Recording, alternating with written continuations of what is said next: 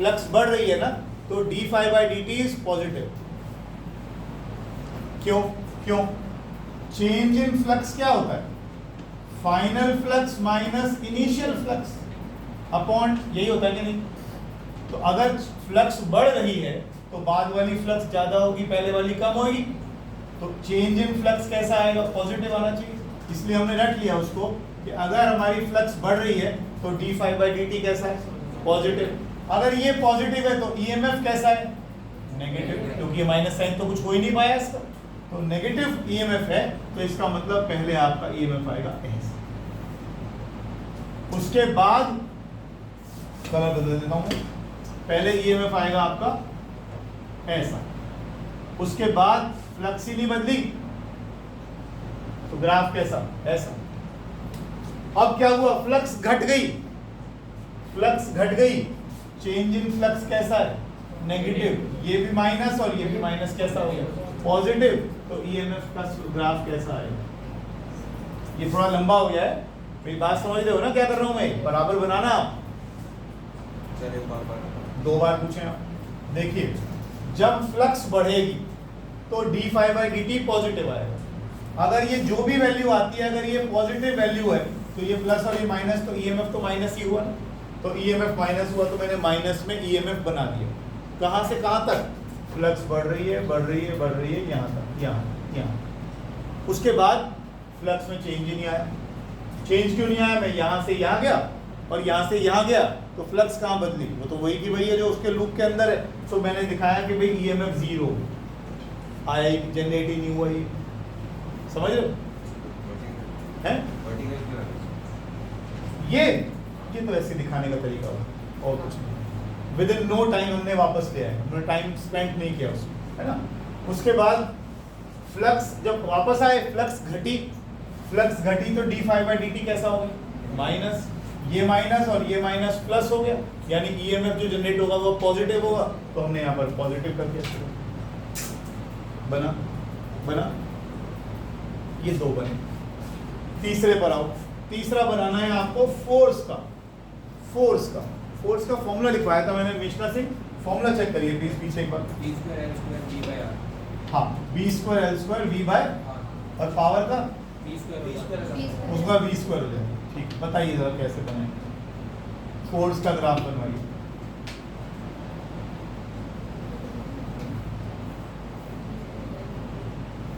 चार इससे कर दूंगा इसको, 1 2 3 4।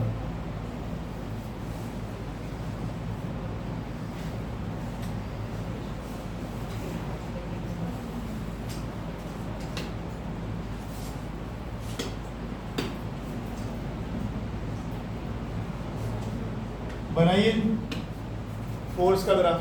फोर्स का फॉर्मूला इन्होंने बताया B square L square V by are.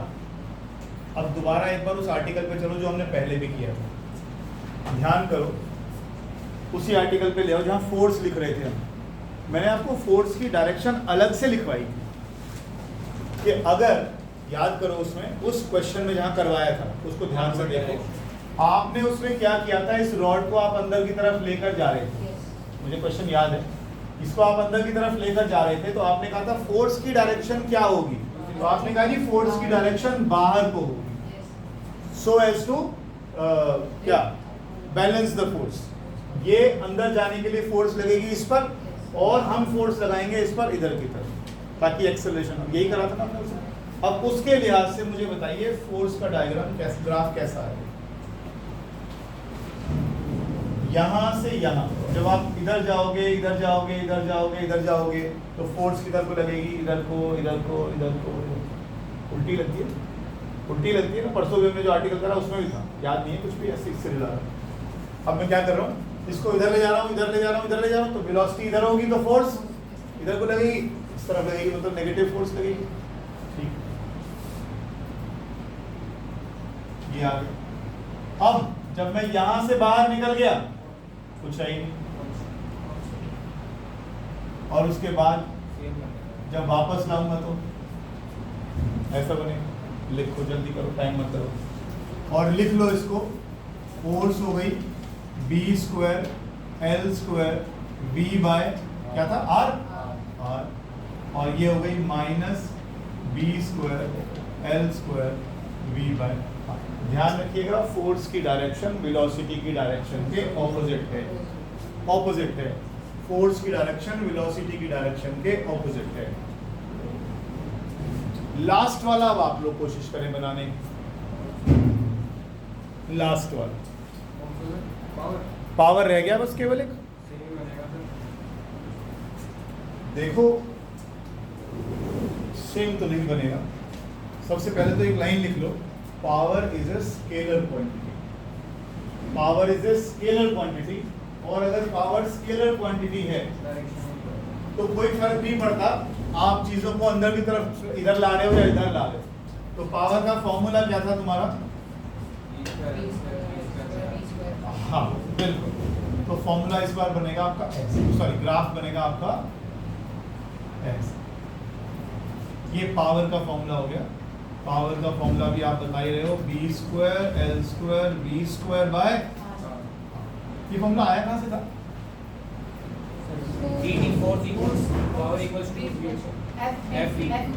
इससे आया। ठीक, फोर्स आपने लिख ही दिया, बी और मल्टीप्लाई कर दिया आपने, power is equal to force. कोई दिक्कत नहीं। और लिख लेना power is a scalar quantity. ये ग्राफ आया, ये ग्राफ, इस बीच में कुछ है ही, ये ग्राफ आया, ये ग्राफ आया, इस बीच में कुछ नहीं। ऐसा ही यहाँ है।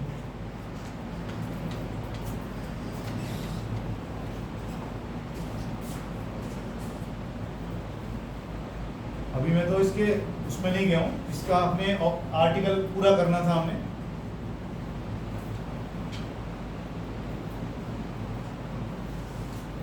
इसमें क्वेश्चन में ये भी लिख लो कहीं पर, obtain the, लिखो जरा क्वेश्चन लिख लो, क्वेश्चन में लिखो please, obtain the expression for flux, obtain the expression for flux, induced EMF, force and power। मतलब इन सभी के एक्सप्रेशंस भी आपको निकालने चाहिए थे। ये चारों के लिए फ्लक्स, ईएमएफ, फोर्स और पावर। कब कब कब कब? यहाँ से यहाँ, यहाँ से यहाँ, फिर वापस और फिर वापस। 4 केसेस आपको करना चाहिए। ठीक है, मैंने अभी फिलहाल छोड़ दिए, ज़्यादा परेशान हो जाओगे न्यूमेरिकल करते हुए, बाद में करेंगे इसको। आगे चलिए और लिखिए methods of generating induced EMF.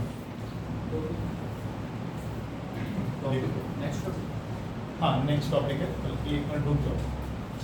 Alternating current शुरू होने वाला है आपका। मैं पहले ही कह दूं छुट्टी मत करिएगा, बाद में मेरे से मत कहना कि टाइम दे दो। छुट्टी करते रहोगे तो कुछ समझ में नहीं आने का आपको। कुछ उससे पहले आर्टिकल कुछ और शुरू करो। एडी करंट्स बता दो।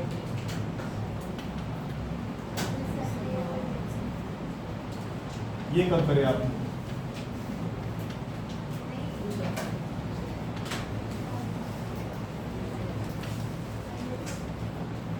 एडी करंट्स या फुकॉल्ट करंट्स लिखिएगा, लिखिए इसको, मैं बता रहा हूँ क्या है।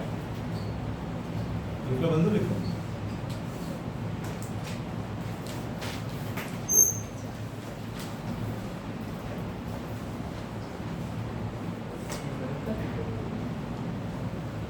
अगर हम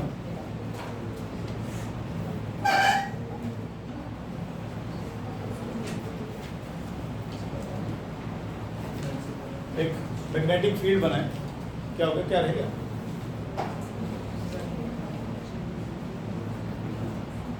अगर हम एक मैग्नेटिक फील्ड बनाए और इस मैग्नेटिक फील्ड में मैं एक शीट ले लूं और उस शीट को बांध लूं, ऐसे सस्पेंड कर दूं हवा में, और इसके बीच में से बार बार ऐसे निकालूं।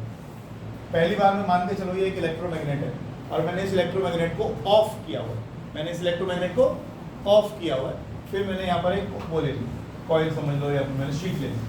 अब इसको मैं इसके अंदर से ऐसे निकाल रहा हूँ। जब इलेक्ट्रोमैग्नेट ऑन ही नहीं है तो ये अपने स्पीड से घूमता रहेगा और जब इसका मन करेगा ये तभी रुकेगा। ठीक है, लेकिन हमने क्या किया, जब ये ऐसे ऐसे ऐसे ऐसे ऑसिलेट कर रहा था तो हमने एकदम से इलेक्ट्रोमैग्नेट को ऑन कर दिया। जैसे हमने इलेक्ट्रोमैग्नेट को ऑन किया, ये देखो इसका पीरियड ऑफ जो ऑसिलेशन था वो था कुछ फिक्स था, वो अपना चक्कर लगाने में लगा हुआ था, लेकिन जैसे ही मैंने इलेक्ट्रोमैग्नेट को ऑन किया ये ऐसा हुआ, कुछ तो हुआ, फोर्स लगी इसके ऊपर, किसी तरीके से इसको रोक दिया गया।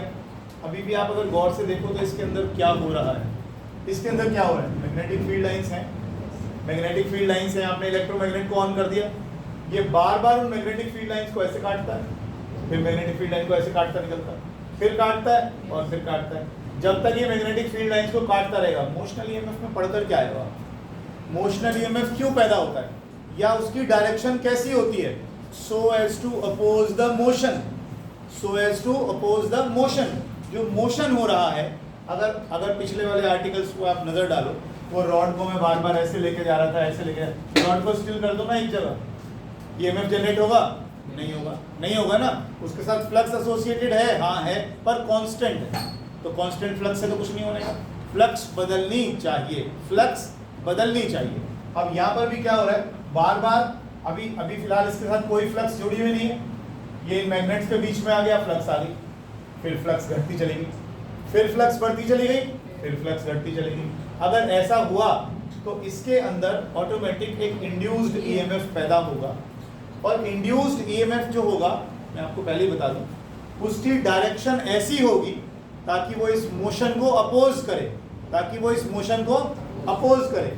समझ रहे हो बात को? जैसे ये वाला फेस मान लो, ये वाला आ गया, नॉर्थ है, सामने कौन सा पोल बना हुआ मान लो, जब ये बाहर जा रहा है, जब ये बाहर जा रहा है, कौन सा पोल बनेगा यहाँ पर, साउथ पोल। देखो ना, ध्यान देखो, इस वाले पोल की बात करो, उधर वाले की बात नहीं कर रहा, उल्टा होगा। नॉर्थ के सामने मान लो ये, अब ये कॉइल यहाँ बीच में, और बाहर निकल रही है, बाहर निकल रही है, बाहर निकल रही है, बाहर निकलने देगा, बाहर निकलने देगा नहीं, बाहर निकलने नहीं देगा, तो कौन सा पोल बनेगा, साउथ पोल बन जाएगा। अब होगा क्या, इस कॉइल के अंदर आप देखोगे कि करंट ने क्लोज लूप्स बना लिए, घूमे जा रहा है, घूमे जा रहा है, घूमे जा रहा है, घूमे जा रहा है, यहाँ पे ऐसे ऐसे ऐसे ऐसे ऐसे ऐसे ऐसे ऐसे। ये ऐसा नहीं होगा जैसे एडीज, एडी किसे कहते हैं, हाँ जी बिल्कुल बिल्कुल ठीक कह रहे हैं आप, भंवर, जो वो पानी में पानी घूमता रहता है ना, सब गड्ढा सा आ जाता नहीं, पर तो पानी ऐसे घूमने लगता है अपने आप ही। अरे इस तरह का जब फिजिक्स की क्लास में बोर हो रहे हो तो जो बना रहे होते बैठे हो, ये बिल्कुल वही, ठीक है, ये वर्लपूल ही होता है, भंवर ही होता है। तो होता क्या है, करंट कहीं भी घूमना घूमना घूमना घूमना शुरू कर देगा, करंट कहीं पर भी, और इसकी डायरेक्शन क्या होगी, कैसी होगी, वो इसको रोकने की कोशिश करेगा, इसके मोशन को अपोज करने की कोशिश करेगा। ठीक है, मैंने बहुत दिन पहले एक प्यारा सा होमवर्क दिया था आपको कि वो स्टोव पढ़ा, किसी ने पढ़ा था, एडी करंट तुमने बताया भी नहीं, उसमें एडी करंट्स यूज होते हैं। अच्छा ये आ गया, ठीक है, मैं इसीलिए आ रहा था इस पर। चलिए आगे चलते हैं, थोड़ा सा देखते हैं, समझा सकते हैं इसका वर्किंग, समझा सकते हैं, जितनी समझा सकते, जितनी आपको समझ में आई उतनी है। यही जो आप, ये स्टोव, इंडक्शन फर्नेस, स्टोव में जो कोयल होती है उसको करंट पास करते हैं, हाँ, और उसकी सरफेस के ऊपर जब हम एक फेरोमैग्नेटिक मटेरियल रखते हैं, राइट, तो रेजिस्टिव हीटिंग होती है, जिसकी वजह से मतलब वो बर्तन जो होते हैं वो गर्म हो जाते हैं। पता नहीं यार, और ढंग से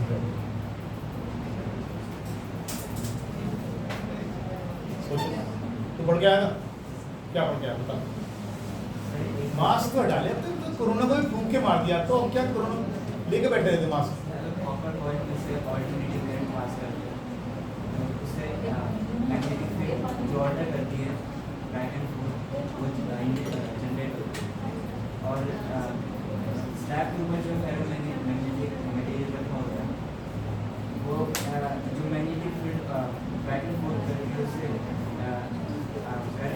इंड्यूस इंड्यूस होती है, और वो फेरोमैग्नेटिक उसको रेजिस्ट करता है, जिससे हीट जनरेट होती है। अच्छा तुम लोग पढ़ गए कुछ, भूल गई, वेरी गुड। हाँ जी पाटिल, पाटिल तो बड़े काम होते हैं, बिजी बड़े हैं। हाँ जी कोई बताएगा और समझाओगे ऐसे ना, मैंने उनको कुछ बोला, कम से कम कोशिश तो की उन्होंने, काफ़ी हद तक ठीक भी बताया, बता दो। उस दिन पूछा तो बता देता।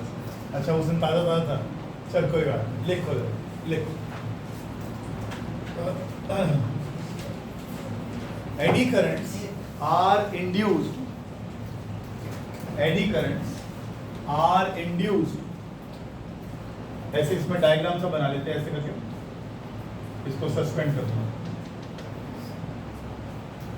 AD currents are induced in the body of a conductor. Eddy currents are induced in the body of a conductor when the flux linked with the conductor changes. When the flux linked with the conductor changes. जब किसी भी conductor में current flow करता है तो गर्म हो जाता है, हो जाता है ना गर्म। किसी भी कंडक्टर में करंट पास करोगे तो गर्म हो जाएगा ना, वो कोलिजन्स होते हैं उसमें लगाता है, ठीक। These currents form closed path, these currents form closed path within the conductor and resembles eddies, EDDIES, eddies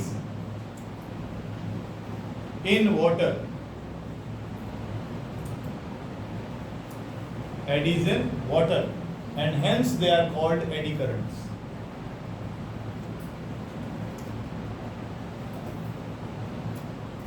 और एक सबसे इंपॉर्टेंट लाइन, इसको चाहे आप स्टार लगा के लिख लो, कैसे भी लिख लो, eddy currents are formed in a plane, eddy currents are formed in a plane perpendicular to magnetic field, eddy currents are formed in a plane perpendicular to magnetic field.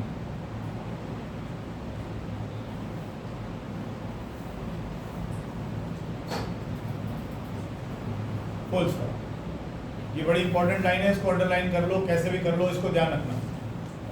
Their direction is given by, sentence पूरा करो। Their direction is given by, their direction is given by Lenz law, और क्या, their direction is given by Lenz law. और अब तेरी वाली बात जो तू बोल रहा था, and they will oppose the cause,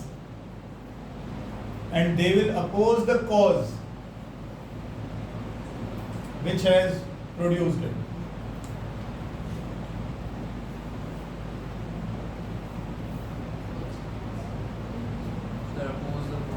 Which has produced it. अब हाँ, कहाँ से? Their direction is given by Lenz's law and they will oppose the cause which has produced it. ठीक है? अब देखो इसमें कल को मैं छोटा सा ट्रांसफार्मर लेके आऊँ, वो दिखाता हूँ, नहीं इतना बड़ा वाला नहीं, छोटा वाला पड़ा मेरे पास, वो इन्वर्टर में सब जगह लगे रहते हैं ट्रांसफार्मर, तो आपके पास जो आपका इन्वर्टर है उसमें भी लगा रहता है, छोटे छोटे ट्रांसफार्मर्स होते हैं, उसको कभी बंद कोई देखा थोड़ा तोड़ के कभी देखा नहीं, देखा कैसा होता समझ, उसके साथ प्लेट होती है और बस ऊपर भी बस यही होता है, मेन तो ये दिखाना है। उसके अंदर तो मैं कल लेके आऊँगा, तो कल दिखाऊंगा आपको मैं, अभी फिलहाल रट्टा मार लेते हैं कि एडी, पहले देखो experimental demonstration of eddy currents, experimental demonstration of eddy currents, experimental demonstration of eddy currents.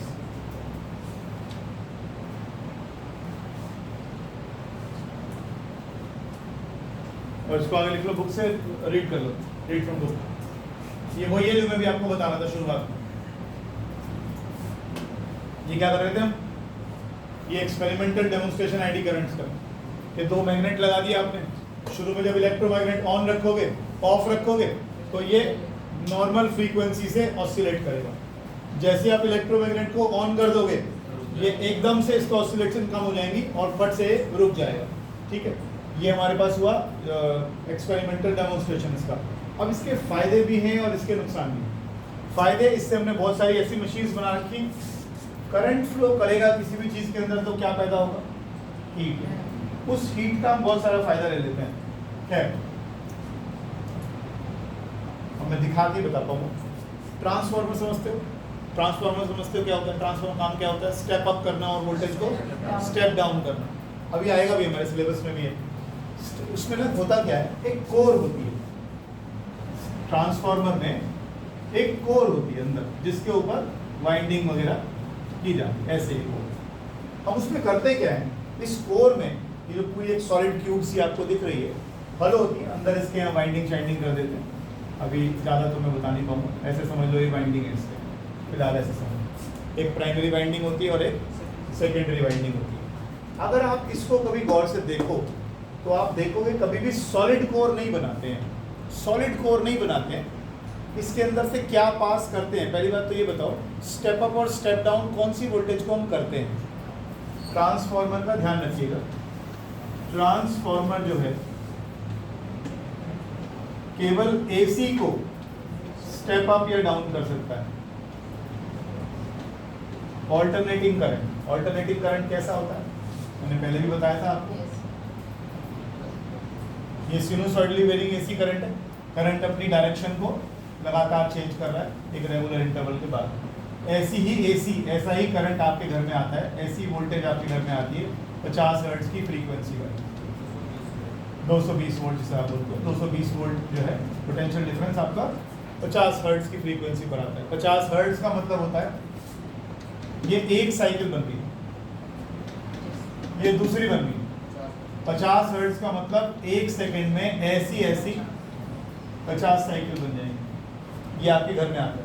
50 hertz की फ्रीक्वेंसी का एसी आपके घर में आता है, ठीक है। एसी को आप स्टेप अप या स्टेप डाउन कर सकते हो। मैंने पहले भी एक बार एक क्वेश्चन भी करवाया था मैंने आपको कि हम ट्रांसफार्मर की ज़रूरत पड़ती ही क्यों है, याद है किसी को?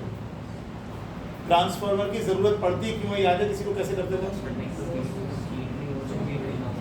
हाँ जी, हाँ, लॉसेस को कम करने के लिए, ट्रांसमिशन I2R लॉसेस को कम करने के लिए हमने किया। मैं फिर से याद दिलाता हूँ एक बार, पावर होता है VI के इक्वल, जो पावर आपने बिजली बनाई उतनी ही आपको बेच दी भी है, तो आप पावर लॉसेस नहीं चाहते, यानी आप पावर कैसी चाहते हो? कांस्टेंट।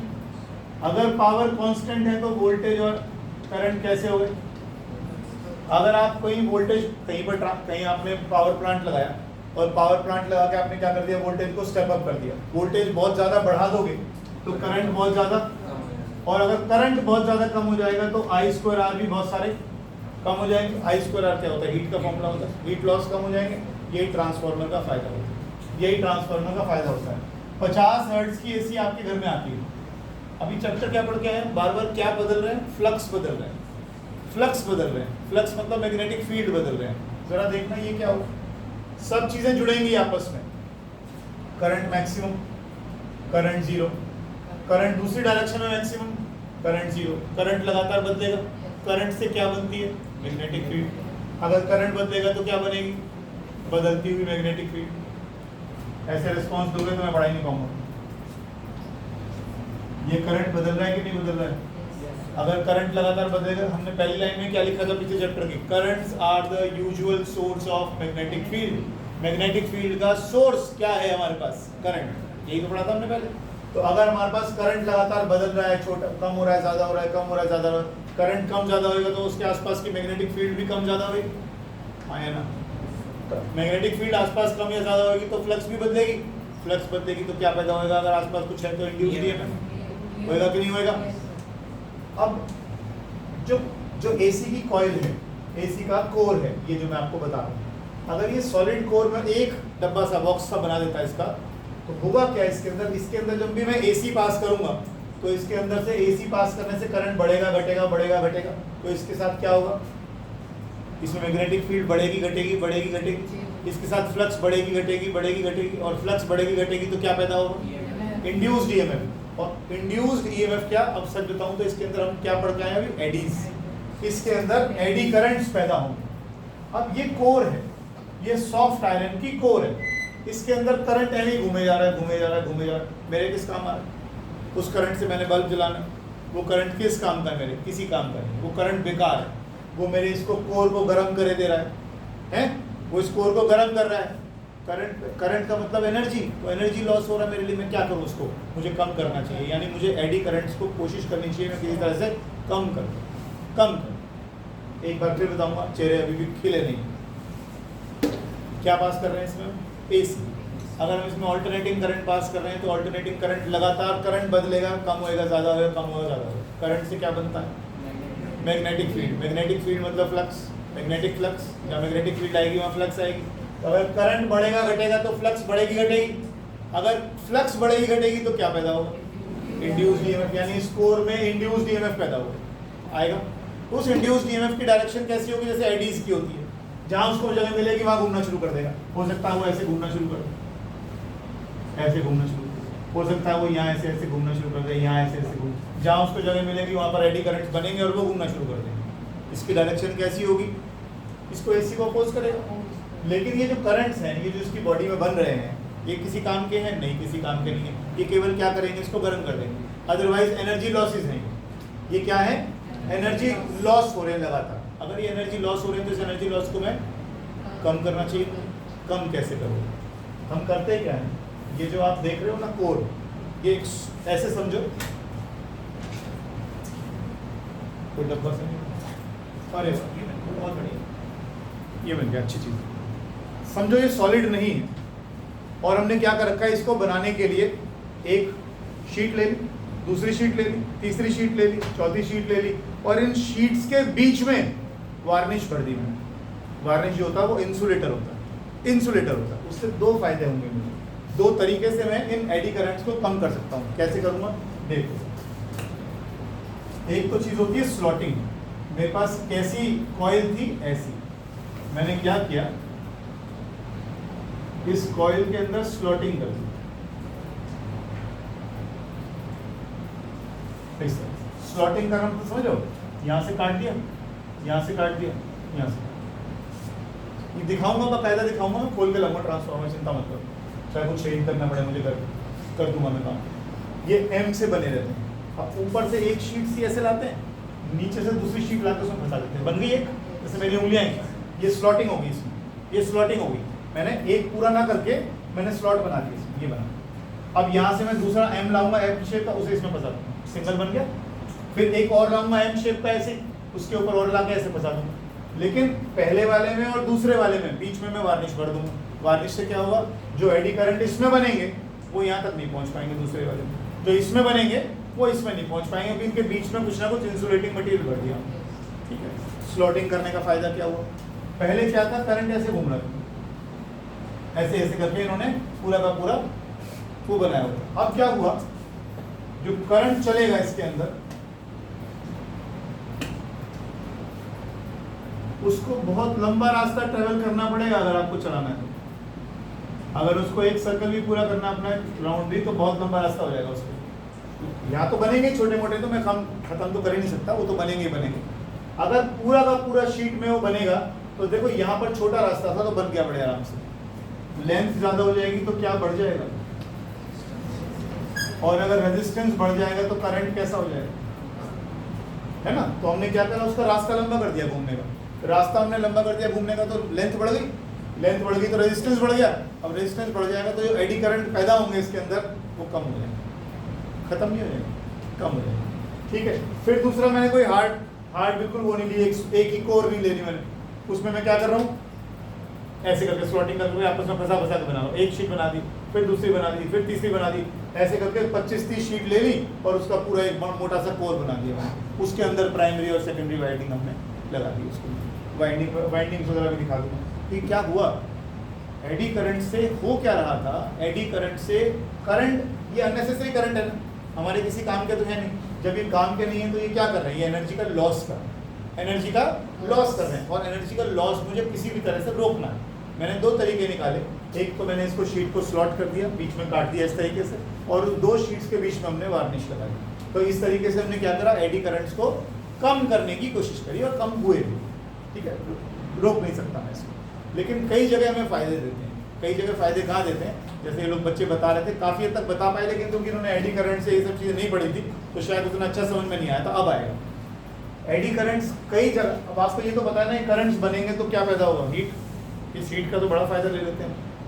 एक चीज़ बताऊँ इसका, एक इसका यूज़ आता है dead beat galvanometer.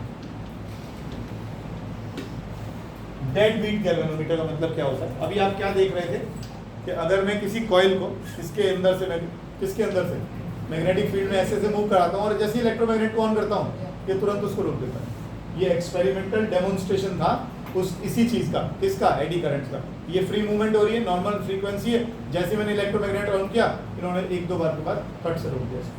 Dead beat galvanometer के अंदर भी हम क्या करते हैं, अब आप देखो, मान लो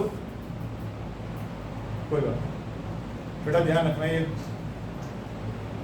2-4 कॉकरोच हैं, ये लड़कियों की तरफ जा रहा है, कोई बात, जान दो जान दो जान दो, फालतू को मारना नहीं, अगले टेस्ट में फेल कर दूंगा। सर पिछले वाले टॉपिक में एक लाइन थी, they will oppose the cause which has spread. हाँ, जब ये अंदर आने लगेगा इलेक्ट्रोमैग्नेट के बीच में तो इसमें पोलैरिटी ऐसी बनेगी कि वो अंदर आने को रोकेगा। जब वो उन दोनों के इलेक्ट्रोमैग्नेट्स के बीच में से बाहर निकलने लगेगा तो करंट की पोलैरिटी ऐसी बनेगी कि उसको बाहर जाने को रोकेगा।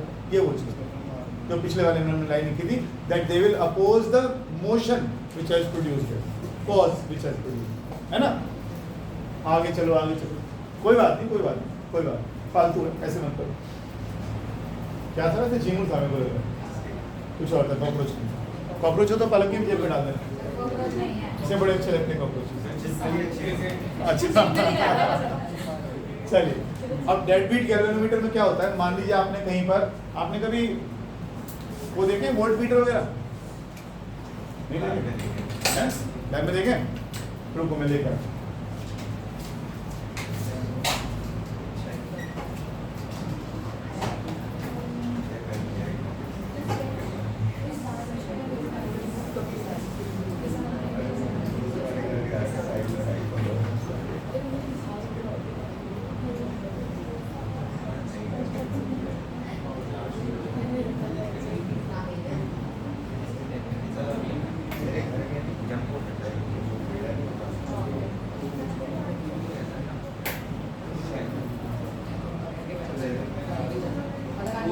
चप्पल नीचे उठा ले, चप्पल की मर जाएगी नीचे, चप्पल के नीचे दी, पैर उठा, अबे मार दी।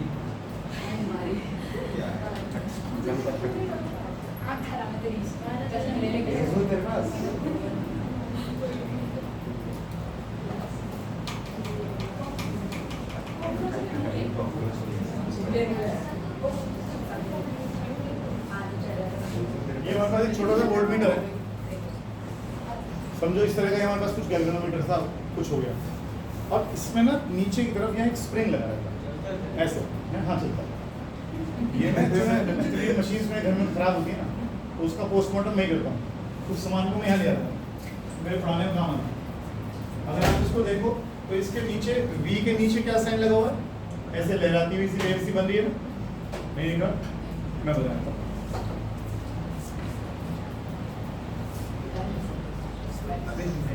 इस तरह से बनाए जाते हैं। ये वोल्ट मीटर डीसी का होगा, ये वोल्ट मीटर एसी का, ठीक है। अब होता क्या है ना, इस ये जो नीडल आपके पास मैं दिखा रहा हूँ आपको, इसके पीछे ना कॉइल्ड स्प्रिंग होता है,